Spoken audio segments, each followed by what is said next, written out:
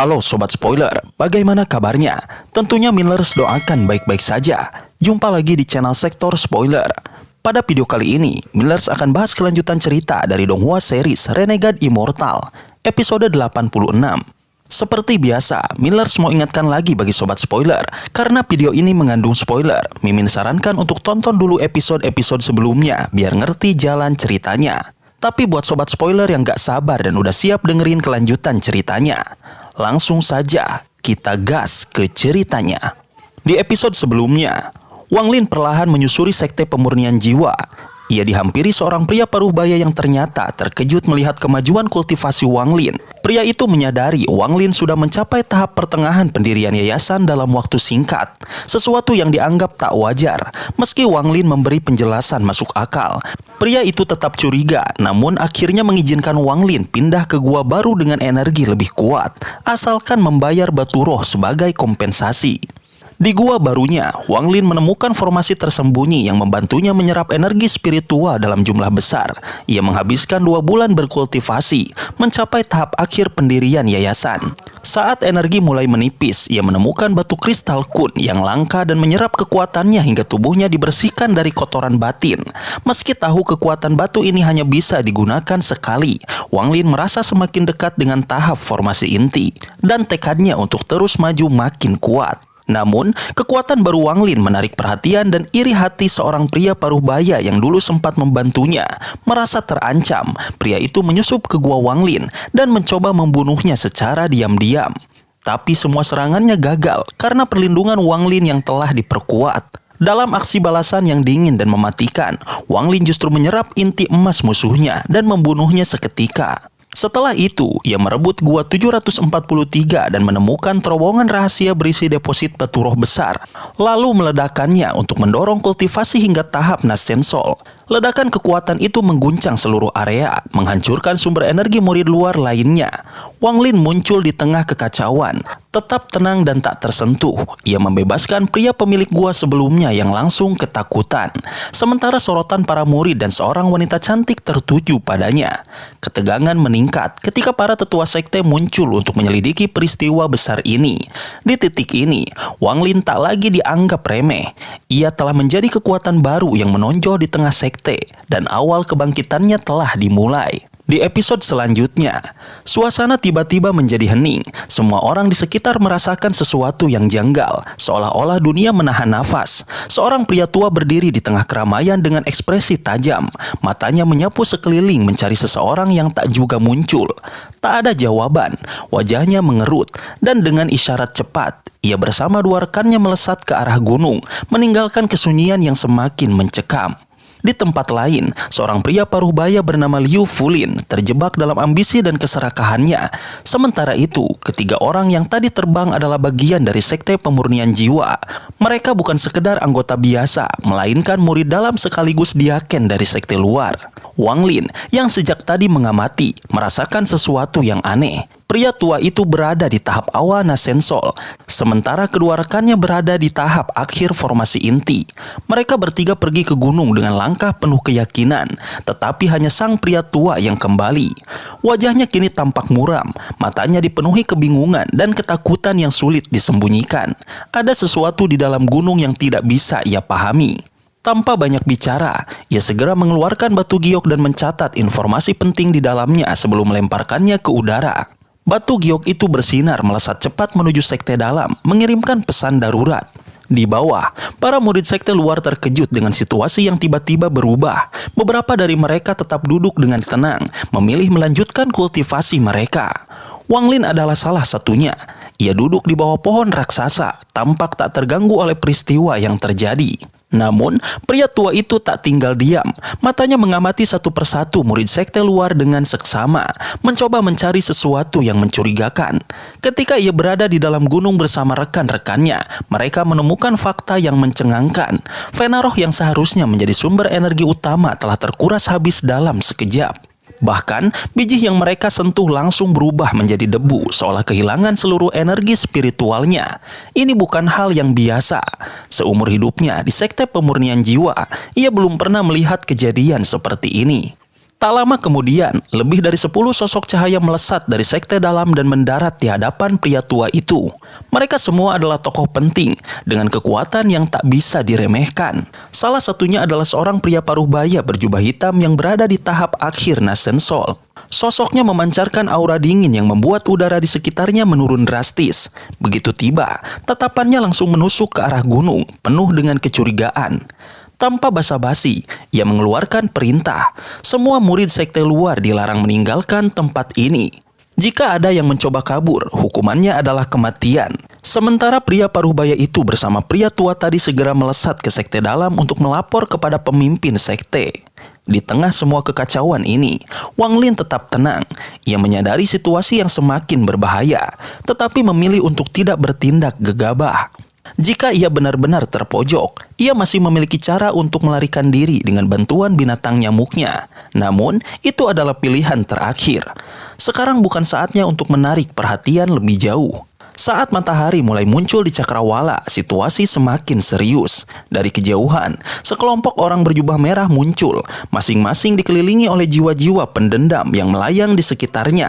Mereka tampak seperti api iblis yang siap melahap siapa saja. Tanpa membuang waktu, mereka segera bergerak, membagi para murid sekte luar menjadi 10 kelompok untuk diperiksa. Dengan metode yang efisien, setiap murid dipanggil satu persatu. Mereka hanya perlu menunjuk ke alis murid dan dalam hitungan detik, pemeriksaan selesai. Wang Lin berada di kelompok ketiga, tetapi mempertahankan ketenangannya. Ia tahu bahwa para pemeriksa ini hanyalah Nascensol tingkat menengah, bukan ancaman besar baginya. Namun, suasana berubah ketika seorang murid sekte luar tiba-tiba mencoba melarikan diri.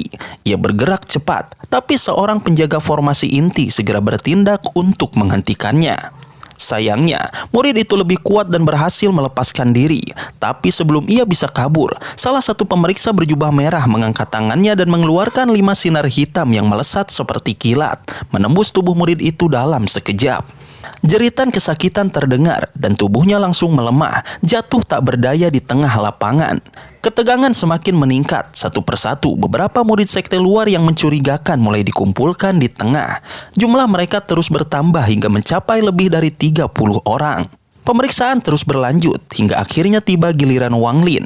Ia maju dengan tenang, membiarkan pemeriksa berjubah merah menyentuh alisnya. Beberapa detik kemudian, pemeriksa itu melambaikan tangannya, menandakan Wang Lin lolos dari inspeksi. Ia pun kembali ke tempatnya tanpa sedikit pun rasa panik. Saat hari beranjak siang, lebih dari 1.000 murid telah diperiksa. Dari jumlah itu, lebih dari 100 orang dinyatakan mencurigakan dan dikumpulkan di tengah. Pria paruh baya yang memimpin pemeriksaan bertanya apakah ada yang mencurigakan dari mereka yang tersisa. Para pemeriksa berjubah merah menggeleng, tidak ada bukti konkret terkait insiden malam sebelumnya. Keputusan pun diambil. Murid sekte luar yang lolos pemeriksaan diperintahkan untuk berpindah ke gunung lain.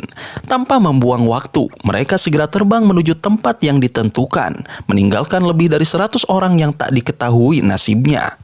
Wang Lin kini berada di gua barunya, duduk dengan mata berbinar. Kultivasinya telah pulih ke tahap pertengahan Nascensol. Meski menyerap energi dari Venaro sangat membantu pemulihannya, ia sadar bahwa itu terlalu beresiko. Jika ia terus melakukannya, mungkin akan menarik perhatian kultivator tingkat lebih tinggi, bahkan monster transformasi jiwa. Namun, ada sesuatu yang menarik perhatiannya. Saat menyerap Venaro, ia menyadari bahwa yang ia serap hanyalah cabang kecil.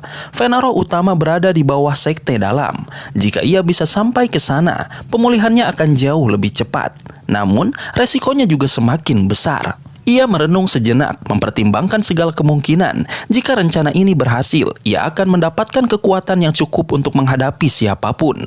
Jika gagal, setidaknya ia sudah memikirkan jalan keluar. Dengan keputusan yang telah diambil, ia mulai menyusun strategi untuk mencapai tujuan akhirnya. Bulan Juni tiba, dan itu berarti satu hal bagi para murid sekte pemurnian jiwa. Kesempatan emas untuk memasuki sekte dalam. Kompetisi tahunan akan segera digelar, dan hanya yang terbaik yang akan mendapatkan tempat di sana. Konon, harta paling berharga sekte ini adalah bendera jiwa yang mengandung lebih dari 100 juta jiwa. Setiap kali bendera itu muncul, langit berubah warna, seolah-olah dunia ikut merasakan kekuatannya. Tidak ada sekte lain di seluruh Suzaku yang bisa menandingi kemampuan sekte pemurnian jiwa dalam menangkap dan menyempurnakan jiwa. Mereka memiliki teknik yang unik dan semua metode mereka berpusat pada bendera jiwa. Jika seseorang bisa mempelajari cara mereka bekerja, maka dia bisa menciptakan bendera jiwa yang tak kalah kuat dari bendera pembatasan. Wang Lin duduk dalam keheningan, matanya menyala penuh tekad. Dengan gerakan tangan yang cepat, serangkaian pembatasan ilusi muncul di sekitar dinding gua tempatnya bersemedi. Kemudian, ia mengeluarkan sepotong giok langit berwarna putih murni. Meskipun giok ini kehilangan sebagian kecil bagiannya, energi surgawi yang dipancarkannya masih sangat kuat. Kini, kultivasinya telah mencapai tahap pertengahan Nascensol. Dengan keyakinan penuh, ia mengambil sepotong kecil giok langit, memasukkannya ke dalam mulut, dan menelannya. Rasa sakit luar biasa langsung menyebar ke seluruh tubuhnya, namun ia tetap bertahan. Sementara itu, di sebuah lembah yang dikelilingi pegunungan di Chu, suara tawarnya terdengar bersahutan dengan geraman lemah seekor harimau. Musim semi telah tiba, rerumputan hijau menutupi tanah, dan di tengah keindahan itu, seorang gadis kecil bernama Zouru duduk di atas punggung seekor harimau bergaris hitam. Ia mengenakan mantel bersulam bunga peoni, celana merah, dan rambutnya dikepang menjadi 2 kuncir kecil. Harimau yang disebutnya Little White menggeram pelan, seolah mengeluh. Setahun terakhir, kehidupannya berubah drastis karena kehadiran gadis kecil ini. Zouru selalu menemukan cara baru untuk menghukum dan menggodanya, membuat harimau malang ini sering terbangun di tengah malam karena mimpi buruk. Kali ini, gadis kecil itu menyuruhnya makan dengan sumpit sebagai bentuk hukuman. Di bawah pagoda yang tidak jauh dari situ, Tieyi duduk dengan tenang, memperhatikan Zouru dengan pandangan lembut. Berita tentang hilangnya Wang Lin telah menyebar ke seluruh Chu, tapi ia memilih untuk tidak memberitahu Zouru. Ia yakin bahwa Wang Lin dengan segala kekuatannya pasti akan kembali seperti yang dijanjikan. Di dekatnya, seekor katak guntur berbaring malas, menikmati hangatnya matahari. Hampir setahun penuh ia tidak banyak bergerak, hanya menikmati ketenangan di lembah ini. Sesekali, pikirannya melayang ke masa lalu saat ia masih berada di tanah dewa kuno, tempat penuh pertarungan brutal dan perebutan wilayah. Namun, kini hidupnya lebih damai, meski sesekali ia merindukan petualangan lama dan bahkan sosok Wang Lin yang telah membawanya keluar dari sana. Waktu berlalu dengan cepat, musim semi berganti menjadi awal musim panas. Bagi kebanyakan orang, Juni tidak memiliki arti khusus. Tetapi bagi murid-murid luar sekte pemurnian jiwa, bulan ini sangatlah penting. Persaingan di antara mereka akan segera dimulai, dan hanya satu orang yang akan mendapatkan tempat di sekte dalam. Di dalam guanya, Wang Lin membuka mata setelah berbulan-bulan berkultivasi. Tatapannya tajam, penuh pemahaman baru. Tanda teh di wajahnya telah banyak memudar. Hanya menyisakan 8 keping yang masih menjadi bagian dari segel suntai. Sebagian besar giok langit yang ia serap telah bekerja, memutuskan banyak domain dan segel. Tetapi masih belum cukup untuk sepenuhnya melepaskan diri dari belenggu tersebut. Sambil merenung, ia berjalan keluar dari gua. Pandangannya mengarah ke pegunungan yang jauh. Ia merenungi perjalanan panjangnya, pembunuhan demi pembunuhan yang telah ia lalui, kematian yang begitu akrab baginya. Namun, kehidupan itu adalah sesuatu yang masih terasa asing. Kehidupan baru Limuan dan kebangkitannya sendiri adalah 2 contoh, tapi itu belum cukup. Ia sadar bahwa pemahamannya tentang kehidupan dan kematian adalah kunci untuk menembus tahap formasi jiwa. Saat pikirannya tenggelam dalam pemikiran mendalam, sesuatu menarik perhatiannya. Dari kejauhan, seorang wanita cantik diam-diam mengawasinya dari dalam sebuah gua. Tatapan wanita itu penuh kebingungan, keraguan, dan ketidakberdayaan. Wang Lin menyipitkan mata, pikirannya segera waspada. Siapa wanita itu? Mengapa ia menatapnya seperti itu? Dengan langkah ringan, ia melayang mendekat. Sementara wanita itu mundur sedikit, memberi ruang tanpa berkata apapun. Saat ia berdiri di depan wanita itu, tatapannya dingin, tak terpengaruh oleh kecantikannya. Wanita itu menatapnya dalam-dalam dan dengan suara lembut berkata, "Kau tidak mengingatku ya?" Wang Lin mengamatinya lama, mencoba mengingat nama. Liu Mei keluar dari bibir wanita itu, dan Wang Lin akhirnya menghubungkan dengan sesuatu di masa lalu. Namun, ekspresinya tetap datar. Liu Mei yang aku kenal adalah murid sekte Suandao, bukan murid dari Suzaku. Wanita itu sedikit terkejut. Jarang sekali ekspresi seperti itu muncul di wajahnya. Dengan suara pelan, ia mencoba menjelaskan. Namun Wang Lin tak tertarik dengan kata-katanya. Ia telah melihat gelang di pergelangan tangannya. Gelang yang sama dengan yang dimiliki kupu-kupu merah. Tanpa berkata lebih lanjut, Wang Lin berbalik dan melangkah pergi, meninggalkan wanita itu dalam kebisuannya sendiri. Angin gunung berhembus, membawa aroma rumput dan kesunyian yang penuh misteri. Di tempatnya berdiri, Liu Mei menatap gelang di pergelangan tangannya. Ia menghela nafas pelan, menatap punggung Wang Lin yang semakin menjauh, lalu berbisik pada dirinya sendiri. Dia telah banyak berubah dalam 500 tahun terakhir. Hatinya kini sekeras baja. Tapi, apa sebenarnya hati daunya? Tidak ada yang benar-benar memahami isi hati Wang Lin selain dirinya sendiri. Sejak kemunculan Liu Mei, perasaan gelisah mulai menyelimutinya. Negara Suzaku ini bagaikan raksasa besar yang kehadirannya terasa di seluruh penjuru planet. Semakin tinggi tingkat kultivasinya, semakin jelas ia menyadari hal itu. Selama tinggalnya yang singkat di sini, ketegangan dan bahaya terasa begitu nyata. Entah saat berada di gua surga yang sunyi atau ketika bertarung dengan kupu-kupu merah, tekanan yang melingkupinya begitu kuat, seakan-akan udara pun terasa berat untuk dihirup. Rasanya seperti langit ditutupi awan hitam pekat, dan tanpa kekuatan untuk menembusnya, tidak ada jalan untuk melawan. Meskipun Suzaku merupakan penguasa tertinggi di planet ini, Wang Lin bisa merasakan sesuatu yang aneh. Negara ini, meskipun tampak kuat, memiliki aura sekarat. Bukan kematian dalam arti fisik, melainkan stagnasi yang perlahan menggerogoti. Tidak ada perubahan, dan tanpa perubahan, kehancuran hanyalah masalah waktu. Sepertinya Suzaku sudah berada di ujung perjalanan, pikirnya sambil menatap ke arah pusat negara itu. 2 hari kemudian, kompetisi di sekte luar akhirnya dimulai. Puluhan ribu murid dikumpulkan dalam ratusan arena. Setiap arena dipenuhi pertarungan tanpa henti, di mana para murid bertarung mati-matian demi mendapatkan kesempatan masuk ke sekte dalam. Aturannya sederhana, menang atau mati. Kehidupan para murid bukanlah sesuatu yang dianggap penting. Jika seseorang mampu membunuh setiap lawannya, maka peluangnya untuk diterima ke sekte dalam meningkat drastis. Bahkan, legenda mengatakan bahwa dahulu ada seorang iblis yang membantai semua lawannya dan tetap diterima meskipun tidak keluar sebagai pemenang. Sejak saat itu, rumor tentang keuntungan membunuh sebanyak mungkin dalam kompetisi ini terus berkembang. Setiap kali kompetisi digelar, setengah dari murid sekte luar dipastikan tidak akan keluar hidup-hidup. Mereka yang selamat pun harus membayar mahal untuk tetap bisa bertahan dan mengikuti kompetisi selanjutnya. Jumlah korban yang jatuh selama bertahun-tahun tak terhitung lagi, dan setelah setiap pertarungan, sekte semakin kuat dengan menyerap jiwa-jiwa yang mati ke dalam bendera jiwa mereka.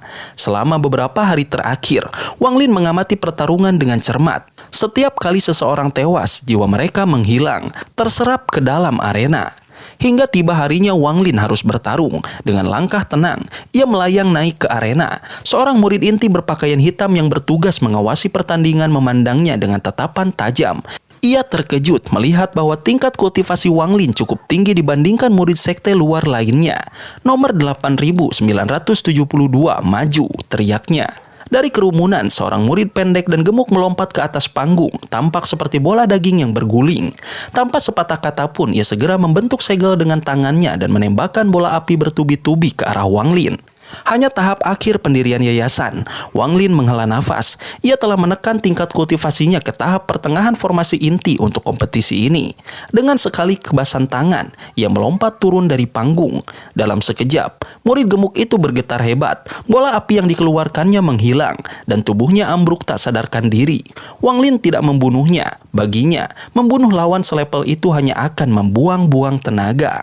Hari-hari berlalu, dan semakin banyak murid yang tewas. Setelah 7 hari penuh pertumpahan darah dari ribuan peserta, hanya tersisa 100 orang yang berhasil bertahan. Setengah dari mereka yang gagal tewas, sementara sisanya menyerah lebih awal atau selamat karena cedera parah. Dari 100 murid itu, 4 orang mencuri perhatian sekte. Salah satunya adalah seorang lelaki tua berambut abu-abu di tahap akhir core formation. Sobat spoiler, itulah spoiler dari Donghua series Renegade Immortal episode 86. Tentunya spoiler ini tidak akan sama persis dengan episode sesungguhnya. Maka dari itu, jika ada kesalahan dalam kata ataupun istilah, serta kekurangan atau kelebihan durasi harap dimaklumi. Terima kasih banyak sudah menonton video ini sampai akhir Sobat Spoiler. Kritik dan saran positifnya silahkan di komentar. Sampai ketemu lagi di video berikutnya. Tetap semangat dan sampai jumpa.